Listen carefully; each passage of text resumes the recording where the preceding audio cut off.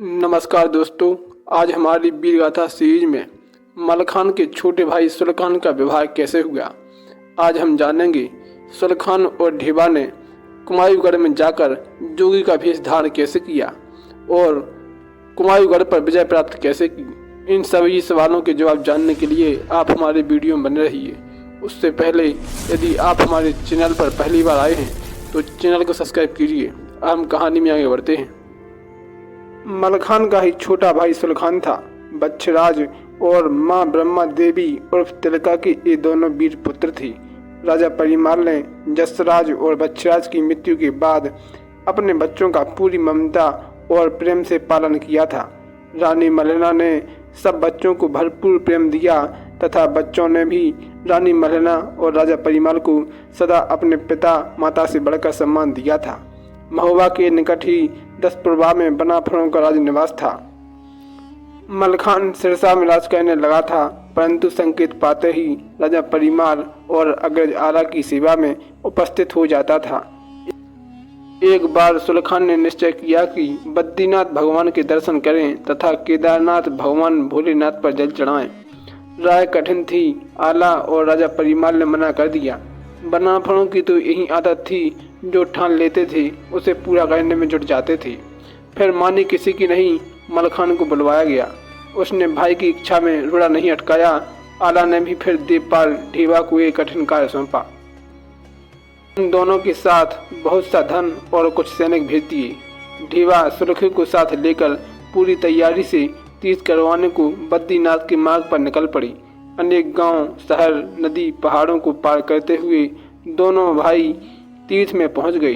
दर्शन किए, पूजा की, ब्राह्मणों को दान दिया, भगवान भोलेनाथ पर भी जल चढ़ाया, विधिवत पूजा की और वापस निकल पड़े। लौटते हुए राह में थोड़ी सी भूल के कारण वे कुमायूँगढ़ जा पहुंचे। शहर के बाहर ही डेरा डालकर ठहर गई। प्रातः चलने का विचार करके रात्रि को वहीं विश्राम किया। सवेरे उठते ही सुलखी ने भाई ढेबा को अपना सपना सुनाया। सपने में उसने एक सुंदर बाग देखा। बाग में सखियों के साथ एक राजकुमारी थी। राजकुमारी का नाम उसने कलावती बताया।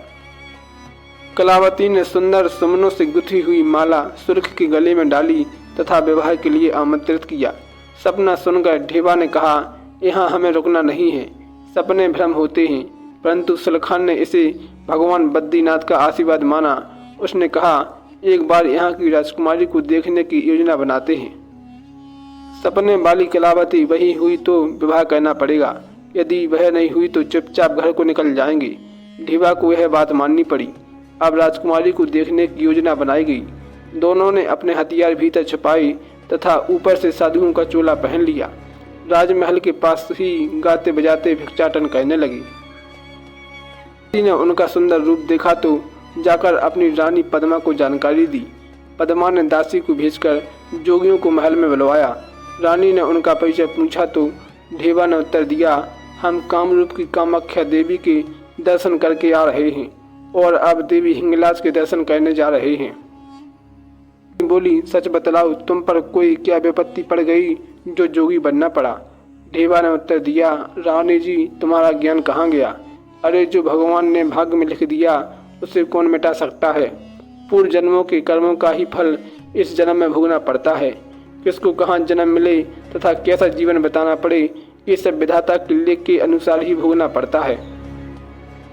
ने भजन कीर्तन सुनाने को कहा तो ढेबा ने खंजरी बजानी शुरू की और सुलखी ने बांसुरी की तान छेड़ दी। फिर तरह तरह के राग रागनी सुनाए। रानी बहुत खुश हुई और कहा, अगर तुम दोनों महलों में भोजन कर लो तो कुछ पुण्य हमें भी प्राप्त हो जाएगा। ढेबा ने उत्तर दिया, रानी जी, आपका जीवन सफल करने के लिए क्या हम अपना योग भंग कर लें? हमें तो भिक्षा दे दो। डेरे पर हमारे गुरुजी प्रतीक्षा कर रहे होंगे। भोजन बनाकर ठाकुर जी का भोग लगाकर ही प्रसाद स्वरूप हम भोजन करेंगे। पद्मा ने कहा, अच्छा ठहरो, मैं जरा अपनी पुत्री को बुलवाती हूँ। उसे एक बार अपना प्रवचन सुना दो, फिर भिक्षा लेकर चले जाना। बांदी भेजी और राजकुमारी को बुलवाया गया। राजकुमारी कलावती अपने साथ पान का बीड़ा लेकर भी आई और रानी ने पलंग पर बेटी को बिठाया और फिर जोगियों से कुछ सुनाने का आग्रह किया। उन्होंने डमरू बजाना शुरू कर दिया और सुलखी ने बांसुरी की तान छेड़ दी। कजरी राग से महलों में मोहिनी छा गई। कलावती ने अपने हाथ से पान का जूड़ा सुलखे को खिला दिया। दोनों ने एक दूसरे को निकटता से देखा, आंखें चार हो गईं। पान का बीड़ा मुँह में दिया, सुलखे और कलावती दोनों अचेत हो गई। रानी पद्मा ने कहा, एक ऐसा जोगी है, मेरी बेटी की सुंदरता को देखकर अचेत हो गया। मैं अभी राजा को बुलवाती हूँ, पकड़कर जेल में डाल देंगे तो अकल ठिकाने आ जाएगी। ढेबा ने बात संभाली। राजकुमारी ने जो पान दिया उसमें तम्बाकू था। इधर जोगी ने प्रातः से अभी तक कुछ खाया पिया नहीं था। जगह जगह गाते बजाते बुरी तरह थक चुका था, इसलिए चक्कर आ गया। मेरे साथी को कुछ हो गया तो मैं श्राप देकर तुम्हारे महल को भस्म कर दूंगा। हम कोई साधारण जोगी नहीं हैं, हम तपस्वी जोगी हैं। रानी ने भिक्षा की सामग्री दिलवाई और जोगियों को विदा कर दिया। बेटी उठी तो माता ने पूछा कि तुम्हें क्या हो गया था। कलावती ने सच सच बता दिया कि ऐसे सुंदर और जवान जोगी मैंने आज तक नहीं देखे। मैं तो उनके रूप पर मोहित हो गई थी। डेरे पर पहुंचने के बाद दोनों ने तुरंत महुआ जाने की तैयारी कर ली। पहाड़ी मार्गों से होते हुए कई दिन लग गए।